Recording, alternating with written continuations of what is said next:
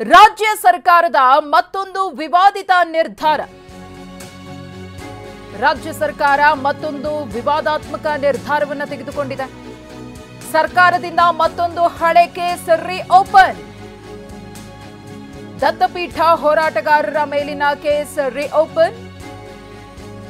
2017ರಲ್ಲಿ ದತ್ತಪೀಠದಲ್ಲಿ ಗೋರಿಯನ್ನ ಒಡೆದಿದ್ದ ಪ್ರಕರಣ 7 ವರ್ಷಗಳ ಬಳಿಕ ಇದೀಗ ಮತ್ತೆ ಹಳೆ ಕೇಸ್ ರಿಓಪನ್. ಬಿಜೆಪಿ ಸರ್ಕಾರದಲ್ಲಿ ಕ್ಲೋಸ್ ಆಗಿದ್ದ ಕೇಸನ್ನ ಈಗ ರಿಓಪನ್ ಮಾಡಲಾಗಿದೆ. 14 ಜನರ ಮೇಲಿನ ಕೇಸ್ ರಿಓಪನ್ ಮಾಡಿದೆ ಸರ್ಕಾರ. ಜನವರಿ 8ರಂದು ಕೋರ್ಟ್ಗೆ ಹಾಜರಾಗುವಂತೆ ಸೂಚನೆ.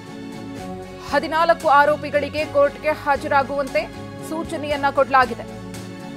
ಈಗಾಗಲೇ ಹುಬ್ಬಳ್ಳಿಯಲ್ಲಿ ಯಾವ ರೀತಿಯ ವಿವಾದ ಸೃಷ್ಟಿಯಾಗಿದೆ ರಾಜ್ಯ ಸರ್ಕಾರದ ನಿರ್ಧಾರದಿಂದ ಅನ್ನೋದನ್ನು ನೋಡ್ತಾ ಇದ್ದೀವಿ. ಶ್ರೀಕಾಂತ ಪೂಜಾರಿ ಅವರ ಬಂಧನದಿಂದಾಗಿ ಇದೀಗ ಅಂಥದ್ದೇ ಮತ್ತೊಂದು ನಿರ್ಧಾರವನ್ನ ರಾಜ್ಯ ಸರ್ಕಾರ ತೆಗೆದುಕೊಂಡಿದೆ. ದತ್ತಪೀಠ ಹೋರಾಟಗಾರರ ಮೇಲಿನ ಕೇಸನ್ನ ರಾಜ್ಯ ಸರ್ಕಾರ ರಿಓಪನ್ ಮಾಡಿದೆ. ಬಿಜೆಪಿ ಸರ್ಕಾರದ ಸಂದರ್ಭದಲ್ಲಿ ಕ್ಲೋಸ್ ಆಗಿದ್ದಂತಹ ಕೇಸ್ 2017ರಲ್ಲಿ ದತ್ತಪೀಠದಲ್ಲಿ ಗೋರಿಯನ್ನ ಒಡೆದಿದ್ದಂತಹ ಪ್ರಕರಣ ಇದೀಗ ರಿಓಪನ್ ಆಗಿರೋದು. 7 ವರ್ಷಗಳ ಬಳಿಕ ಮತ್ತೆ ಹಳೆ ಕೇಸನ್ನ ರಾಜ್ಯ ಸರ್ಕಾರ ರಿಓಪನ್ ಮಾಡಿದೆ. ಇದು ಮುಂದಿನ ದಿನಗಳಲ್ಲಿ ಯಾವ ರೀತಿಯ ಸ್ವರೂಪವನ್ನ ಪಡೆದುಕೊಳ್ಳುತ್ತೆ, ಯಾವ ರೀತಿಯ ಜಟಾಪಟಿಗೆ ಕಾರಣವಾಗುತ್ತೆ ಅನ್ನೋದನ್ನ ಕಾದು ನೋಡಬೇಕಿದೆ. ಇನ್ನು ಈ ಪ್ರಕರಣಕ್ಕೆ ಸಂಬಂಧಪಟ್ಟಂತೆ ಜನವರಿ 8ರಂದು ಕೋರ್ಟ್ಗೆ ಹಾಜರಾಗುವಂತೆ ಆರೋಪಿಗಳಿಗೆ ಸೂಚನೆಯನ್ನು ಸಹ ನೀಡಲಾಗಿದೆ. ರಾಮ ಜನ್ಮಭೂಮಿ ಹೋರಾಟಕ್ಕೆ ಸಂಬಂಧಪಟ್ಟಂತೆ ಹುಬ್ಬಳ್ಳಿಯಲ್ಲಿ ಆದಂತಹ ಗಲಾಟೆ ಕುರಿತು ಈಗಾಗಲೇ 30 ವರ್ಷಗಳ ನಂತರ ಆರೋಪಿಗಳಿಗೆ ಸಂಬಂಧಪಟ್ಟಂತಹ ಮಾಹಿತಿಯನ್ನು ಕಲೆ ಹಾಕಿ ಅವರನ್ನು ಬಂಧಿಸಿ ವಿಚಾರಣೆಯನ್ನು ಮಾಡಲಾಗ್ತಾ ಇದೆ. ಇದೀಗ ದತ್ತಪೀಠಕ್ಕೆ ಸಂಬಂಧಪಟ್ಟಂತೆ ಗೋರಿ ಹೊಡೆದಂತಹ ಪ್ರಕರಣಕ್ಕೆ ಸಂಬಂಧಪಟ್ಟಂತೆ ಮತ್ತೆ ಆ ಒಂದು ಕೇಸನ್ನು ರಿಓಪನ್ ಮಾಡಲಾಗಿದೆ. ಅದಕ್ಕೆ ಸಂಬಂಧಪಟ್ಟಂತಹ ಒಂದಷ್ಟು ದಾಖಲೆ ಪತ್ರಗಳು ಕೂಡ TV9ಗೆ ಲಭ್ಯವಾಗಿದೆ. ಅದನ್ನು ಗಮನಿಸ್ತಾ ಇದ್ದೀರಿ. 2017ರ ಪ್ರಕರಣ ಇದು, ಗೋರಿ ಹೊಡೆದಂತಹ ಪ್ರಕರಣ. 14 ಜನರ ಮೇಲಿನ ಕೇಸನ್ನು ರಾಜ್ಯ ಸರ್ಕಾರ ರಿಓಪನ್ ಮಾಡಿದೆ. ಈಗಾಗಲೇ ಹುಬ್ಬಳ್ಳಿಯ ಪ್ರಕರಣಕ್ಕೆ ಸಂಬಂಧಪಟ್ಟಂತೆ ಕಾನೂನುಬದ್ಧವಾಗಿ ನಿಷ್ಪಕ್ಷಪಾತವಾಗಿ ತನಿಖೆಯನ್ನು ಮಾಡ್ತಿದ್ದೀವಿ ಅಂತ ಪೊಲೀಸರು ಹೇಳ್ತಾ ಇದ್ದಾರೆ. ಈ ಕೇಸ್ ಕೂಡ ರಿಓಪನ್ ಆಗಿರೋದ್ರಿಂದ ಯಾವ ರೀತಿಯ ಸ್ವರೂಪಕ್ಕೆ ಅಥವಾ ವಿವಾದಕ್ಕೆ ಕಾರಣವಾಗುತ್ತೆ ಇದು? ತುಡುಕೂರು ಮಂಜು, ಶಿವರಾಜ್, ಸಂದೇಶ್, ಸುಮಂತ್, ನಾಗಾ, ನಾಗೇಂದ್ರ ಪೂಜಾರಿ, ಮೋಹನ್, ಅಶೋಕ್, ತೇಜು, ಶ್ರೀನಾಥ್, ಲೋಕೇಶ್, ಮಹೇಂದ್ರ, ಸಂದೀಪ್, ರಾಮು ಮೇಲಿನ ಕೇಸ್ ರಿಓಪನ್ ಆಗಿದೆ. ಚಿಕ್ಕಮಗಳೂರಿನಲ್ಲಿ ದತ್ತ ಜಯಂತಿಯ ವೇಳೆ ಗೋರಿ ಒಡೆದಿದ್ದಂತಹ ಕೇಸ್ ಇದು.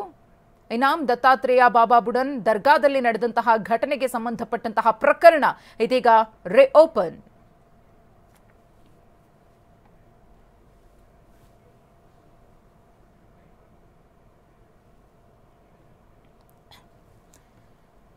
ಇದೀಗ ಈ ಬಗ್ಗೆ ಮಾತನಾಡೋಕೆ ಲೋಕೇಶ್ ಅವರು, ಅಂದ್ರೆ ಈ ಪ್ರಕರಣಕ್ಕೆ ಸಂಬಂಧಪಟ್ಟಂತೆ ಆರೋಪಿತರಲ್ಲಿ ಇವರು ಕೂಡ ಒಬ್ರು ನಮ್ಮ ಜೊತೆಗೆ ದೂರವಾಣಿ ಸಂಪರ್ಕದಲ್ಲಿದ್ದಾರೆ. ನಮಸ್ತೆ ಲೋಕೇಶ್ ಅವರೇ.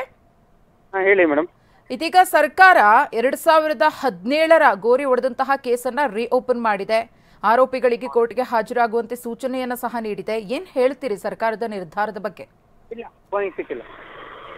ಏನು ಅಂತ ಗೊತ್ತಿಲ್ಲ, ವಾಪಸ್ ರೀ ಕೇಸ್ ಅನ್ನು ಇದು ಮಾಡಿದಾರಲ್ಲ ಮೇಡಮ್. ಯಾವ ವಿಚಾರಕ್ಕೋಸ್ಕರ ಇದು 5 ವರ್ಷ ಆಯ್ತು, ನಾವು ಪೀಠಕ್ಕೂ ಹೋಗಿಲ್ಲ, ಏನೂ ಇಲ್ಲ, ಮತ್ತೆ ವಾಪಸ್ ರೀ ಕೇಸ್ ಓಪನ್ ಮಾಡಿದಾರಲ್ಲ. ಅದೇ ಏನ್ ಅನ್ಸುತ್ತೆ ತಮ್ಗೆ ಯಾವ ರೀತಿ ಒಂದು ಕಾರಣ ಇರಬಹುದು? ಉದ್ದೇಶಿತನ, ದುರುದ್ದೇಶಿತನ, ಏನ್ ಅನ್ಸುತ್ತೆ ಅಂತ? ಇದು ಕಾಂಗ್ರೆಸ್ ಕಡೆಯಿಂದ ಮತ್ತೆ ಮಾಡ್ತಿರೋದು ಬಿಜೆಪಿ ಕಡೆ ಹುಡುಗರಿಗೆ ಅಂತ ನನ್ನ ಅನಿಸಿಕೆ. ಯಾಕಂದ್ರೆ ಹುಬ್ಬಳ್ಳಿ ಅದನ್ನು ಕೂಡ ಗಮನಿಸ್ತಾ ಇದ್ದೀವಿ. 30 ವರ್ಷಗಳ ಹಳೆ ಕೇಸನ್ನ ರಿಓಪನ್ ಮಾಡಿ ತನಿಖೆಯನ್ನ ಮಾಡಿಸ್ತಿದ್ದಾರೆ. ಇದೀಗ ಈ ವಿಚಾರದಲ್ಲೂ ಕೂಡ ಅದೇ ರೀತಿಯಾಗಿ ರಾಜ್ಯ ಸರ್ಕಾರ ನಿರ್ಧಾರ ತೆಗೆದುಕೊಂಡಿದೆ.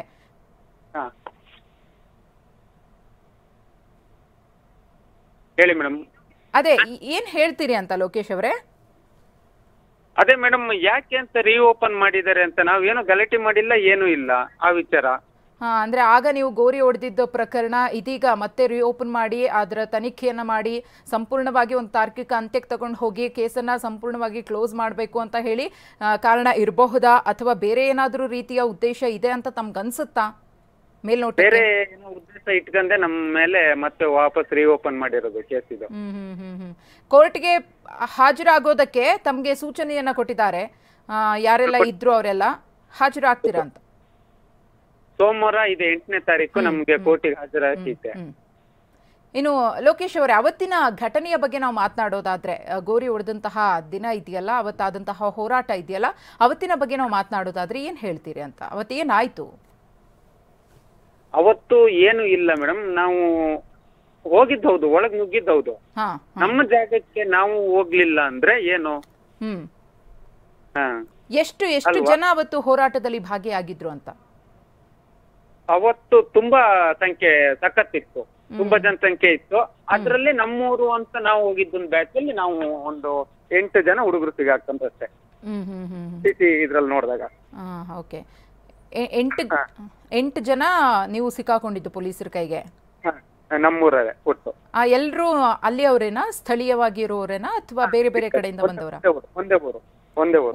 ಒಂದೇ ಊರಿನವರು. ಇನ್ನು ಒಟ್ಟು 14 ಜನರ ಮೇಲೆ ಈ ಒಂದು ಪ್ರಕರಣಕ್ಕೆ ಸಂಬಂಧಪಟ್ಟಂತೆ ಆರೋಪ ಇರೋದು. ಅವರು ಆಲ್ದೂರು ಇದಕ್ಕೆ ಬರ್ತಾರೆ ಹಾಗೆ. 2017ರಲ್ಲಿ 17ರಲ್ಲಿ ಆಗಿತ್ತು. ನಂತರ ಪೊಲೀಸರು ನಿಮ್ಮನ್ನ ಅರೆಸ್ಟ್ ಮಾಡ್ತಾರೆ. ಅದಾದ್ಮೇಲೆ ಏನೆಲ್ಲ ಬೆಳವಣಿಗೆಗಳಾಯ್ತು? ಮತ್ತೆ ತಾವು ಹೋರಾಟಕ್ಕೆ ಏನಾದ್ರೂ ಧುಮುಕಿದ್ರಾ?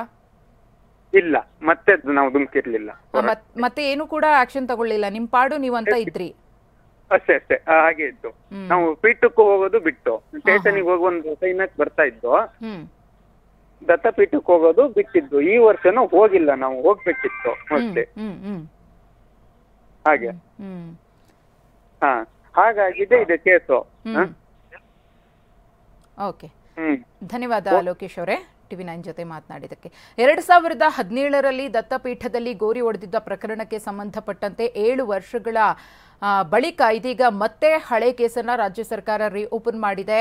ಈ ಒಂದು ಪ್ರಕರಣದಲ್ಲಿ ಆರೋಪಿತ ಸ್ಥಾನದಲ್ಲಿರುವವರು ಕೋರ್ಟ್ಗೆ ಹಾಜರಾಗಬೇಕು ಅಂತ ಹೇಳಿ ಸೂಚನೆಯನ್ನ ಸಹ ಕೊಡಲಾಗಿದೆ. 14 ಜನರ ಮೇಲಿನ ಕೇಸನ್ನ ಸರ್ಕಾರ ರೀಓಪನ್ ಮಾಡಿರುವುದು ಮತ್ತೆ ಯಾವ ರೀತಿಯ ಜಟಾಪಟಿಗೆ ಕಾರಣವಾಗುತ್ತೆ?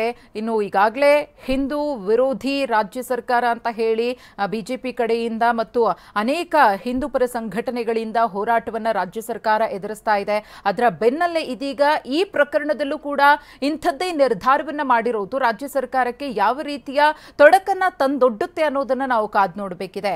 ಈ ಪ್ರಕರಣಕ್ಕೆ ಸಂಬಂಧಪಟ್ಟಂತೆ ಈಗ ಲೋಕೇಶ್ ಅವರು ನಮ್ಮ ಜೊತೆಗೆ ಮಾತನಾಡಿದ್ರು. 2017ರಲ್ಲಾಗಿತ್ತು, ನಾವು ಹೋಗಿದ್ವಿ, ಗೋರಿ ಹೊಡೆದಿದ್ವಿ, ನಮ್ಮ ಜೊತೆಗೆ ಇನ್ನೊಂದಷ್ಟು ಮಂದಿ ಬಂದಿದ್ರು.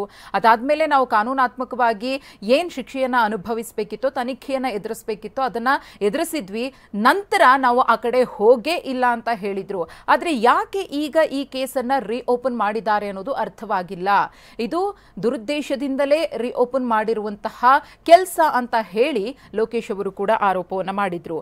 ಇದೇ ರೀತಿಯಾಗಿ ರಾಮ ಜನ್ಮಭೂಮಿ ಪ್ರಕರಣಕ್ಕೆ ಸಂಬಂಧಪಟ್ಟಂತಹ ಹೋರಾಟದಲ್ಲೂ ಕೂಡ ಈಗಾಗಲೇ ಶ್ರೀಕಾಂತ ಪೂಜಾರಿ ಅವರ ಬಂಧನ ಆಗಿದೆ.